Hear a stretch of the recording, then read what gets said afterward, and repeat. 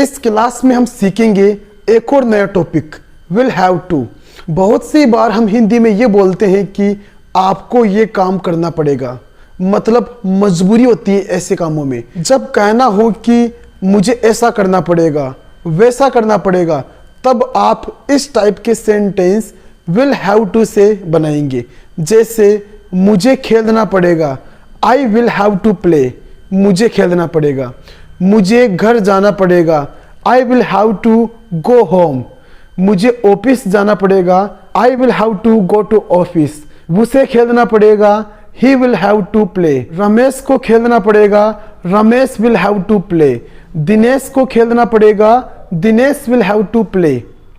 हमें खेलना पड़ेगा, we will have to play. उन लोगों को खेलना पड़ेगा, they will have to play. आपको खेलना पड़ेगा, you will have to play. You will have to think, आपको सोचना पड़ेगा, I will have to think, मुझे सोचना पड़ेगा। We will have to think, हमें सोचना पड़ेगा, they will have to think, उन लोगों को सोचना पड़ेगा। Ramesh will have to think, रमेश को सोचना पड़ेगा। विल हैव टू के बाद में आप एक्शन की फर्स्ट फॉर्म यूज करेंगे और उसके बाद वो वर्ड जो आप बात करना चाहते हैं।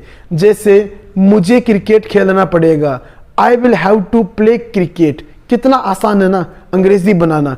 इसी प्रकार से अगर कुछ सेंटेंस और लेते हैं, मुझे कपड़े धोने पड़ेंगे, I will have to wash clothes. बन गया सेंटेंस। मुझे तैरना पड़ेगा, आई विल हैव टू स्विम। मुझे इंग्लिश बोलनी पड़ेगी, I will have to speak English. मुझे इंग्लिश सीखनी पड़ेगी, I will have to learn English. मुझे हैंड राइटिंग इम्प्रूव करनी पड़ेगी, I will have to improve handwriting. इस टाइप से आप ढेरों सारे सेंटेंस बना सकते हैं। बाकी अब आप बहुत सारे सेंटेंस बना कर प्रैक्टिस कीजिए। और मैं तो ये बोलता हूँ कि इंग्लिश बोलते हुए प्रैक्टिस कीजिए। डेली की 10 मिनट आप इंग्लिश बोल कर प्रैक्टिस कीजिए।